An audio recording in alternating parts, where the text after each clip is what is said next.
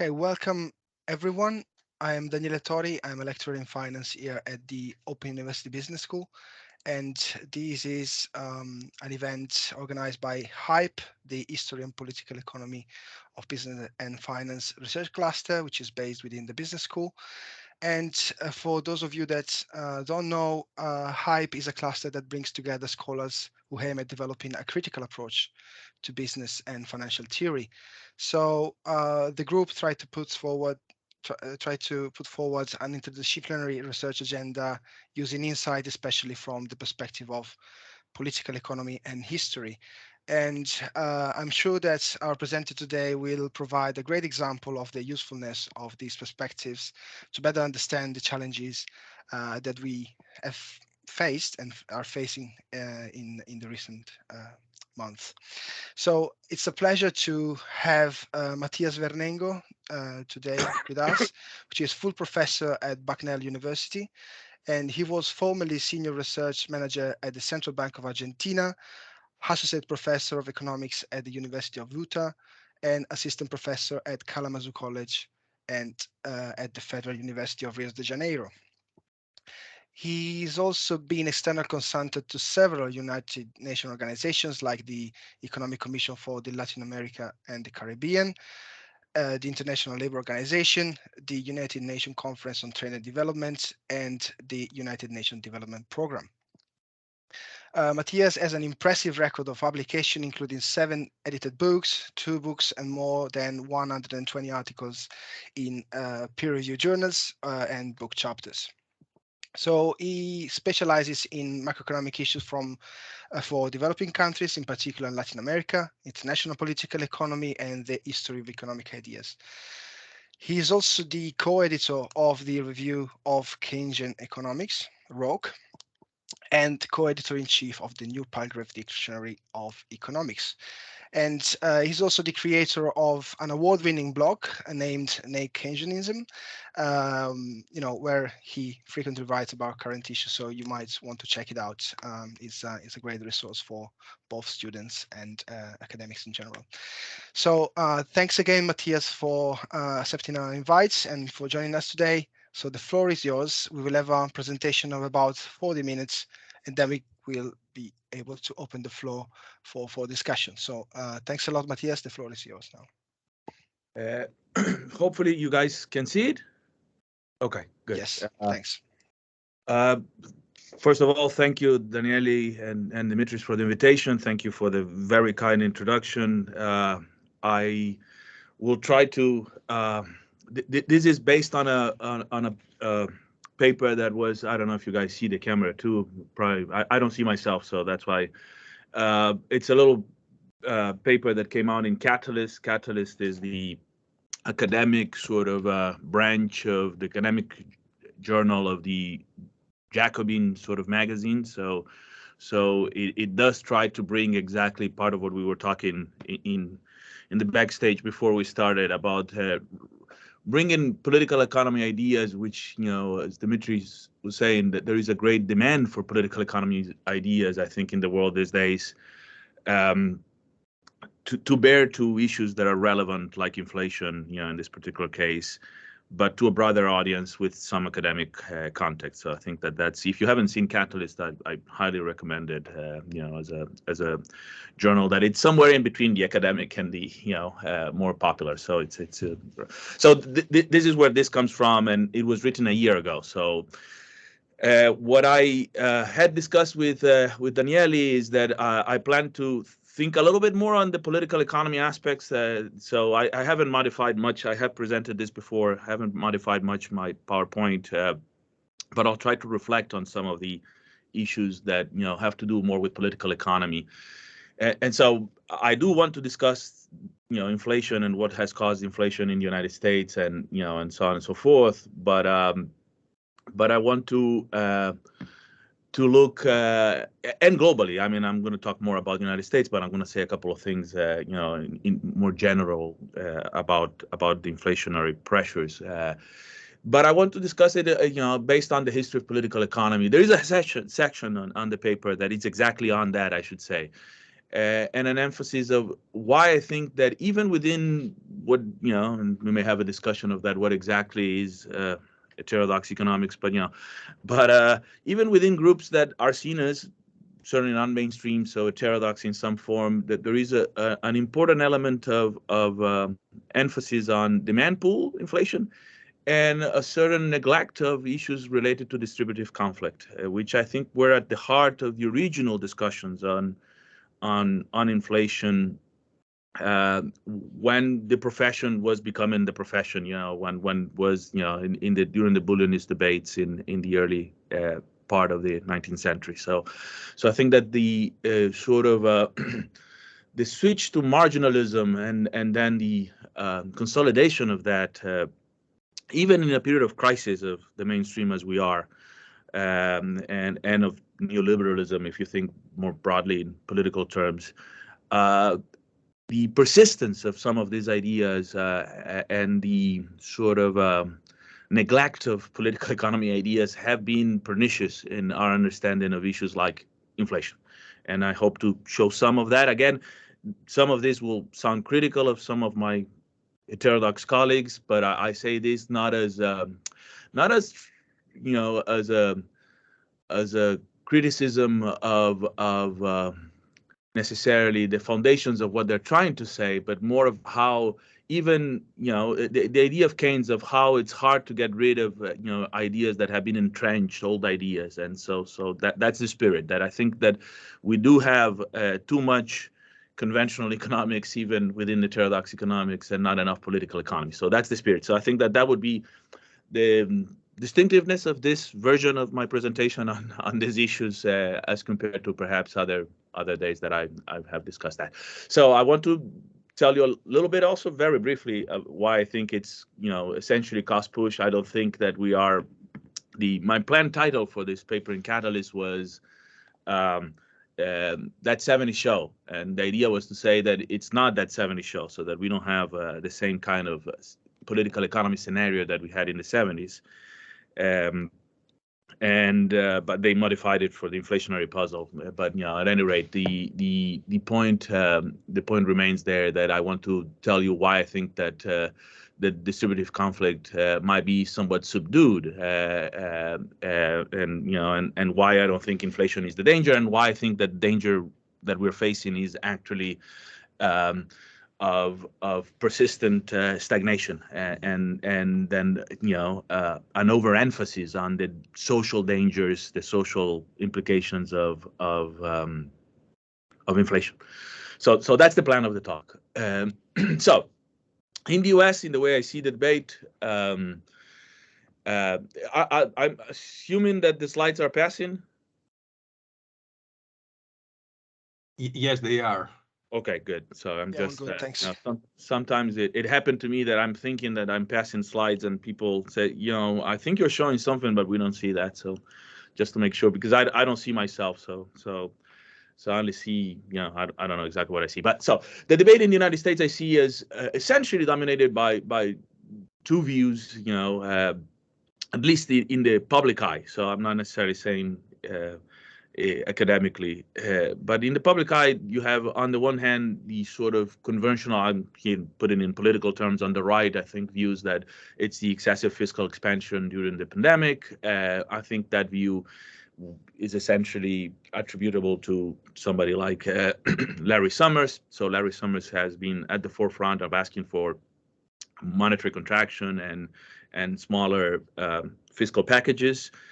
He was at the beginning on the fringes, I would say, of this debate, but he has become, I think, the dominant voice on all of this. So, including within the Democratic Party, and hence with great influence over the policies both at the Fed and within the Treasury and the thinking in the Biden administration, increasingly so, at least. Krugman within that sort of same discussion, which was more skeptical, although they coached the debate in terms of whether inflation was going to be temporary or persistent. He had a more moderate view of that, but he had since sort of accepted the Larry Summers view. On the other side, I think you have the most visible, probably in terms of, he has written The Guardian and whatnot, is Robert Reich. There are other sort of several people that have written on that.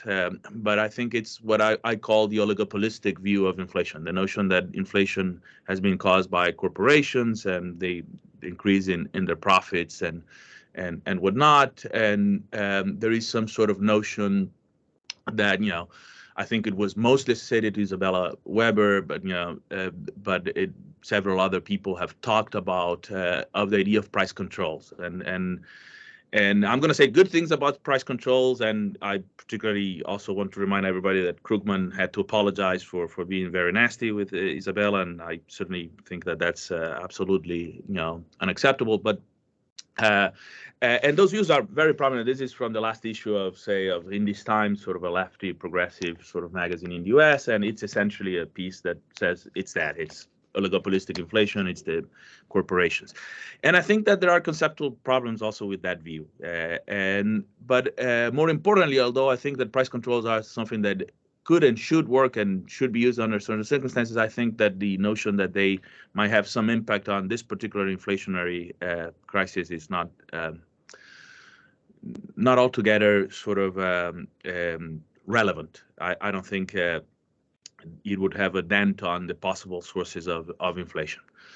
So I'm going to jump a little bit of this. So I should say, so actually I'm going to, I see in the way I actually devised this as here I spent some time because it's where the history of thought will enter. But the first point, I think that there is an element in the current debate, including on those that are sort of more heterodox, that tend to see inflation as coming from demand pull sources and disconnected from the old traditional debate. So here, what I want to bring up a little bit, it's the origin of the profession in many ways. So there are different ways of looking at how the profession sort of emerged, but I tend to think that the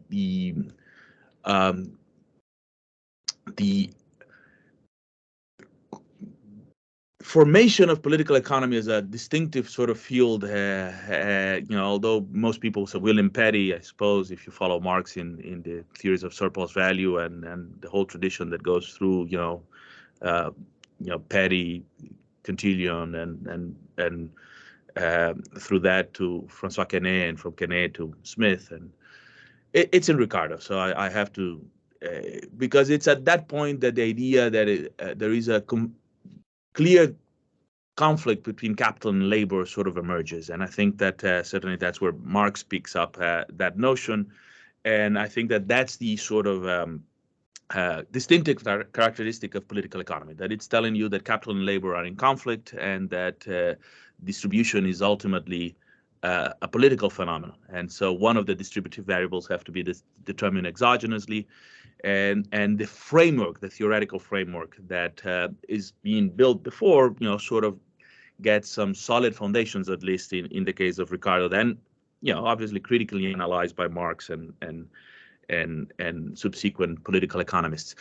And so with respect to inflation, this has sort of important implications, I think, because there are some problems at the beginning that lead eventually to marginalism and interpretations of inflationary process that I think are problematic.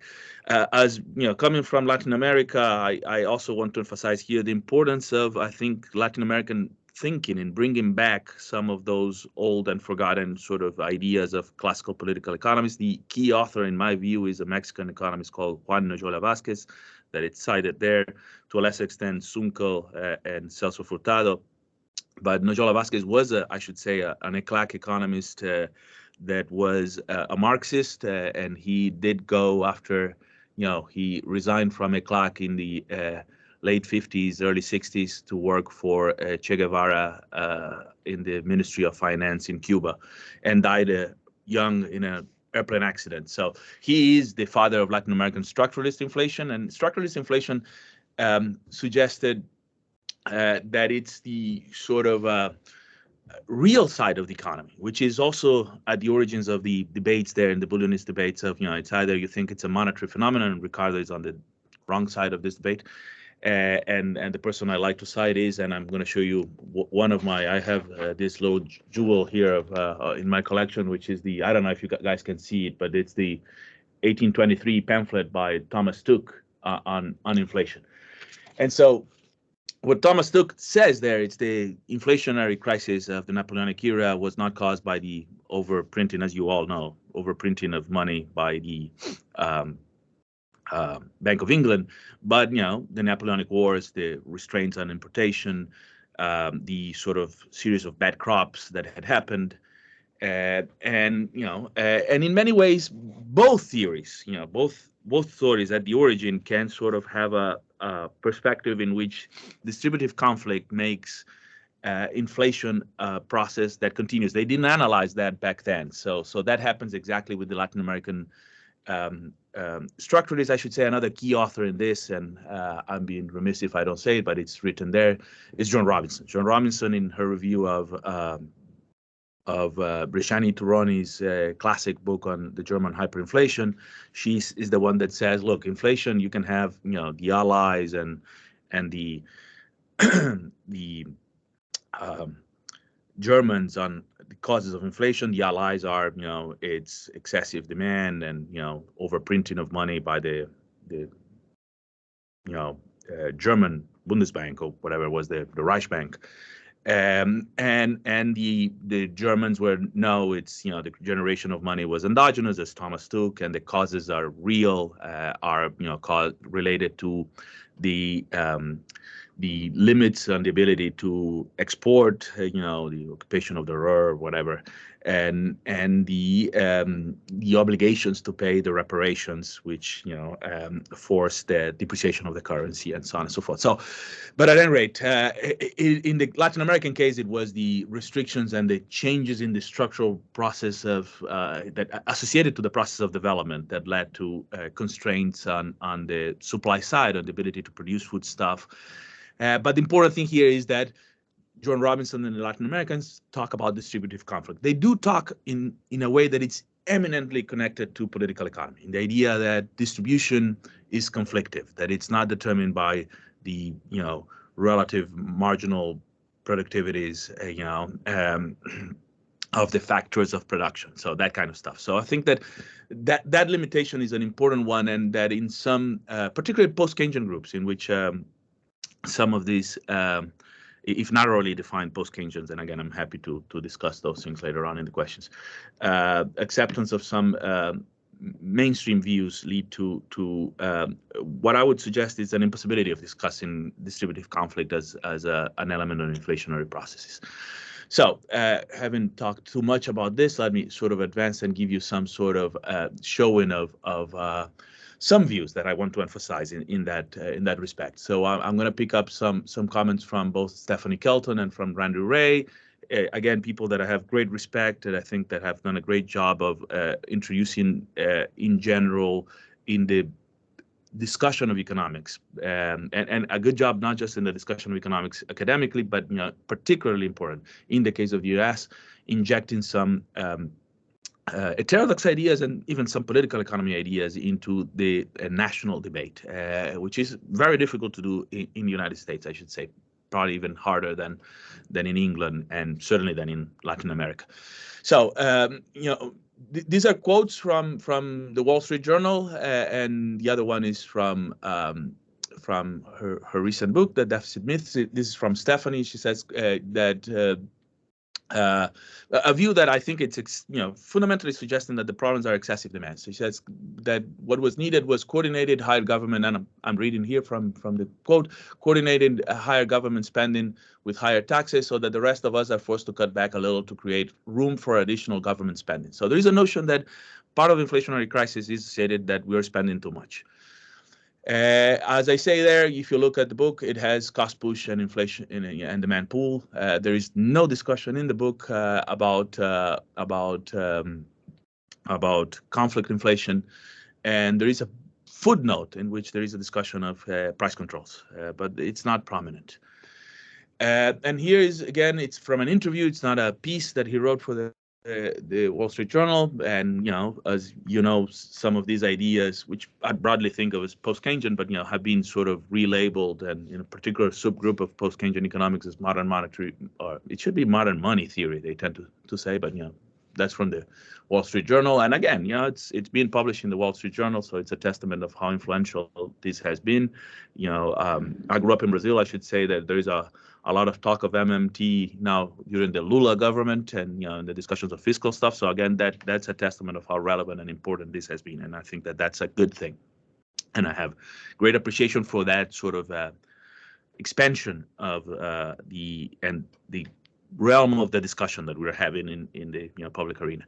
But so here's what Randy says, and it's quoted from the, so it's him being quoted in the Wall Street Journal.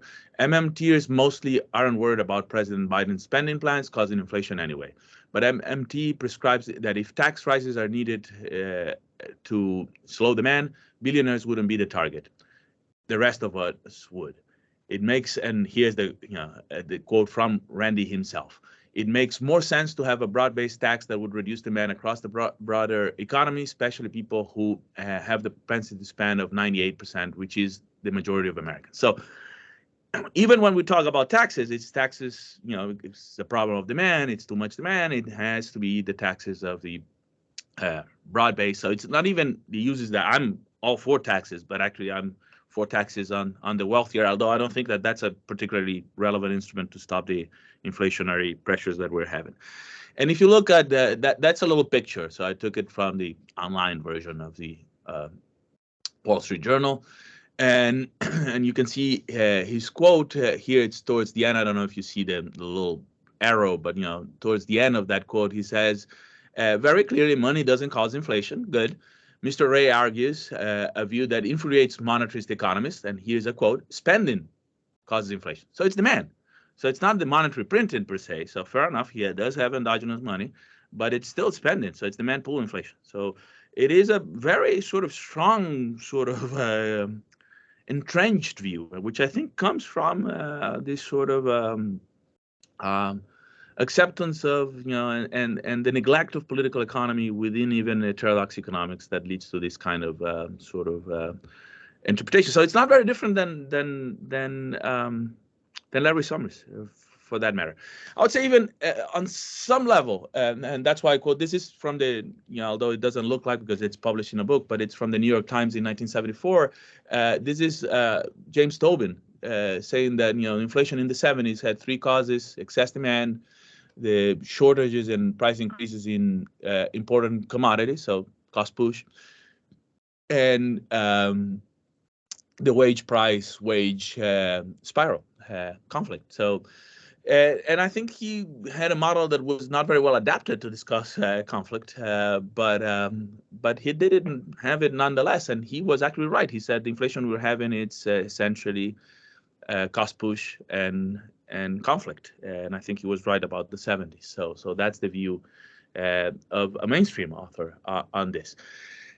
So I'm not going to discuss much of this. I'm going to jump a little bit ahead and talk about, because I assume, as I said, I don't want to overstep a lot what the time I have, and so that we have time to have a conversation. I think that the basis of price stability for a long period, was of course and I'm talking here just of you have here the famous sort of graph of productivity and growth, and productivity and wages, pardon me, and how wages have stagnated, and I think the basis of price stability of the so-called Great Moderation has been the stagnation of wages. So that has been sort of the fact that the distributive conflict has been subdued, and since the rise of the neoliberal era in the 70s, the working class has had no significant ability to resist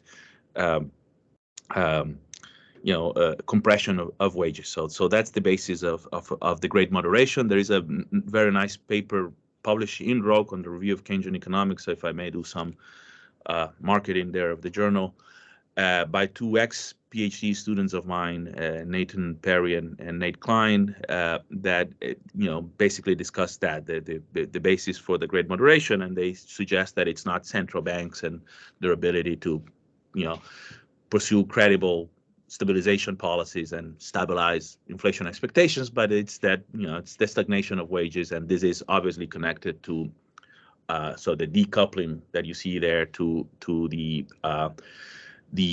policies that broke the legs of the unions and so on and so forth. So on average, higher levels of unemployment and and so on and so forth. So all of the things that I think we all know quite well.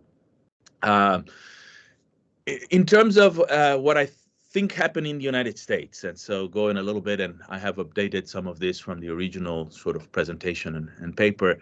This has been sort of a relatively fast recovery. So here you have the two sort of again, I don't know if you see those, but the current recovery and essentially in 2.5 years we have reached the same levels of employment. Whereas, it took more than 6 years, almost 7 years in the previous sort of the 2008-9 crisis. And you see also very fast the sort of effects on the balance sheet of the Fed, that sort of acted pretty promptly and reduced interest rates. You see also here the sort of reaction to the inflation, the quite sort of fast increase in interest rates, and the sort of beginning of perhaps a reversal there in the which I'm not too confident that will stick, but I think that they will throw the economy into a recession pretty soon, and we'll see rates coming down again, and the the leverage in there of the the balance sheet of the Fed also to sort of stop pretty soon. So I don't have any sophisticated argument to tell you why I think that this is absolutely incorrect. The idea that demand pool is at the center of this is sort of preposterous. So I'm going to show you just two variables. There are many others that can be shown. So this is a question of preference. The two I'm showing you is capacity utilization and the population employment ratio. And so what you have is that there is a clear trend. The upper one is, the clear trend in the capacity utilization decline in the United States. When you look at capacity utilization, there was a recovery. We stopped the recovery even before the previous peak, and the previous peak was below the previous peak, which was below the previous peak. And here it fluctuates. If you go further back, the fluctuations are around that level. So there were two ways of looking at this. One way would be that there is a trend clearly starting there in whatever that is in the 2000s, in which capacity utilization will persistently be lower in the United States, or perhaps even have a trend. I don't know how much of a trend you have there. I tend to not see that as a reasonable explanation. I think that trends in capacity utilization, they're very slow to recover. I think that this is just the nature of the slack in the American economy. I should say, of course, the early 2000s is the entry of China in the WTO. This is the period in which the US loses 5 million or so manufacturing jobs. I should say from the 60s until the early 2000s, manufacturing jobs fluctuated around 17 something million jobs, and they fall to something more like 12. They even go further down and then recover a little bit. NAFTA had barely done anything for that, so it's not visible, but the entry of China does sort of, and I think there are lots of things that can be seen in that, but part of political even reactions so that are visible in the United States, the populist right rising, and so on and so forth. So I think that many of those things can be seen because of the very strong impact on capacity utilization. It would be not very different if I show you manufacturing capacity utilization. I decided to put the overall just to show that it's an overall phenomenon. But that's, I think, not a short-term deviation. So I think that if the American economy were to recover, it would have to recover to these levels back. So I don't think that the normal capacity utilization has changed, so to speak, in terms of classical political economy sort of thing. So I think that this is a deviation that explains why the economy is not even close to full employment, despite the fast recovery. And the other is the participation rates. Participation rates, population employment ratios. And you can see again that there is a recovery and we're back to the levels, but these levels have been lower than the previous one, which are lower than the previous one, which are lower than the previous one. So again, there is a trend here. And I think that what the recovery has done is has brought us back to levels of pre-pandemic, demand levels and output levels. But those are, not particularly good. And there are many sort of good explanations for on the supply side. So we have just-in-time production. Just-in-time production, requires very small levels of inventory. So those with the closing of ports and things in China, has led to the lack of chips. The increase in price of cars, which I'm have there.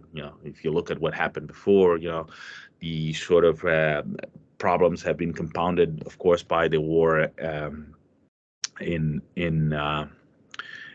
Ukraine and the increasing price of foodstuff and oil and gas, which are basics, basics in this Ruffian term of, they enter the production of everything else, and hence they have a significant, large impact on the functioning of the economy, and those explain on the cost side, so cost push, the increases in prices. There is, and here I haven't updated this, there is a surge in at some point in which they'll use all the time, to show there is a surge in consumption here. So, yeah, and I think that this is what it's so small, but it's difficult for me to see. But what I want to suggest is that this increase in consumption that did happen during the pandemic and was associated to the fiscal transfers, it's equivalent to the discussion of the fall. There was a significant fall in poverty. So children, that are in poverty in the United States, that variable fell significantly. And the reason for the increase in consumption is that there is a pent up, sort of need for consumption in the American society, because contrary to what most people think, we do live in a consumerist society and I do consume too much and so on and so forth. But the working class has been not consuming that much, and and they have lack of basic things, in terms of food stuff and shelter and so on and so forth. This is a society. If you go, I spent a good time of my week in Baltimore. That it's not very different than of Rio de Janeiro, meaning that there are kids in the streets, wiping your windshields and so on and so forth. So I think that the surge in consumption was possible because of the transfers, but I don't think the transfers brought the economy close to full employment. So I think that the snags in prices are on the supply side, and that's the story there. And even if there is some increase in consumption, and even if there is some reduction in poverty, those were not central in explaining the sort of relatively large increases in prices. Which, by the way, so I haven't updated that graph, but let's see if I can sort of briefly move back and forth. So as you can see, this is the increase in prices. They're more or less there too. So they haven't got, that's the 8%. So in terms of historical sort of increases in prices, this is not a really significant, inflationary crisis of any sort. I lived in, Latin America with hyperinflations, and so those have been localized. You can see the places in which it has been localized. It was localized in things like, again, cars and energy prices for the most part. There has been some variation in some of the items, but it's very localized. And the other important thing, which goes and moves in the direction of the distributive conflict, sort of part of why I don't think this inflationary crisis can be persistent, not in the sense that it may remain, as an inflationary crisis for a while, but and I'll say, to the extent that those snags in the supply side, the war, the closing, the zero COVID policy in China, and the closing of ports and and difficulties in the supply chains sort of remain, but not in the sense of the 1970s. If you look at wages are here. I think it's the dark line, and you can see that they were slightly above inflation. So wages were increasing mildly, not much in real terms, for a good sort of period during the 21st century.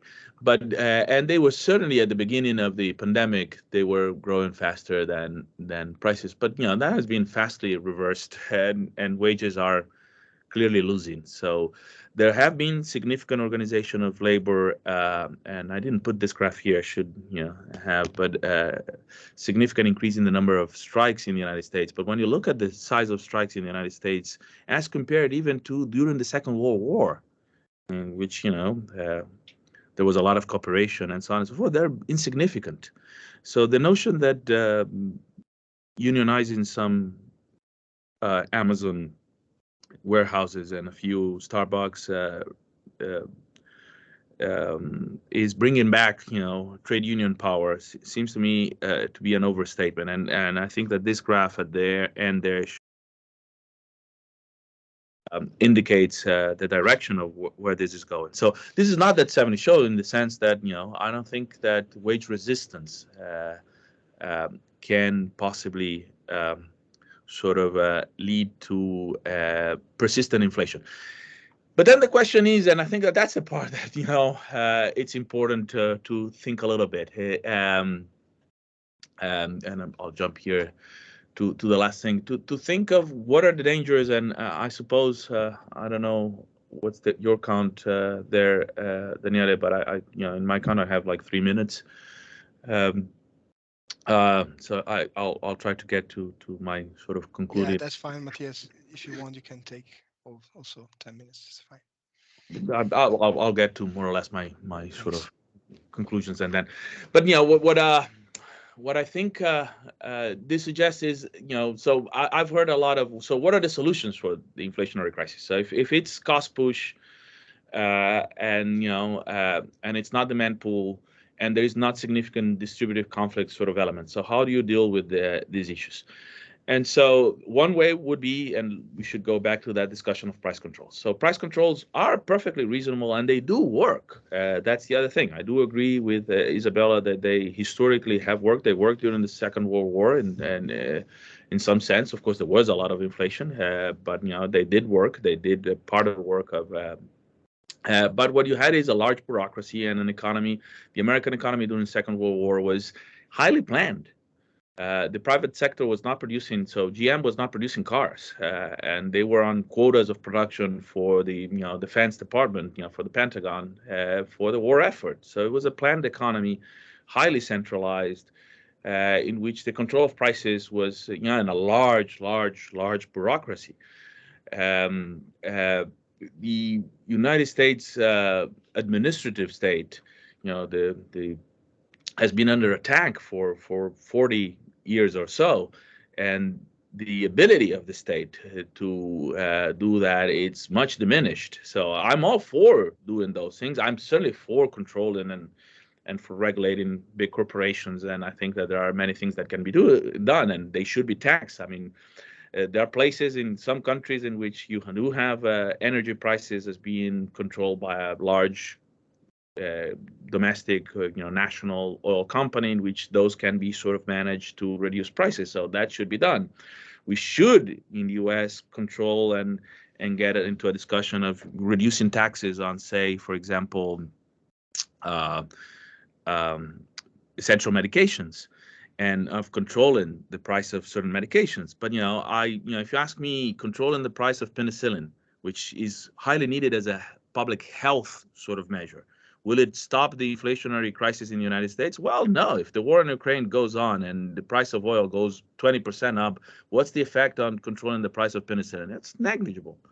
It won't solve the problems, and it's not a short-term solution. Also, re-implementing and I mean, it's an important thing to do. I'm not, that's my point. I'm not suggesting that they're wrong in asking for those things. So I don't think it's just a question of how you deal with inflation in the short run, which is an issue that, we're all, I mean, I go to the supermarket and Bucknell has not increased my wages according to inflation, and I'm pissed off. So, how well does it, deal with those issues? Not at all. If you're in a country like Argentina, where I'm originally from, those things are, irrelevant if you compare with the depreciation of the currency of 30%.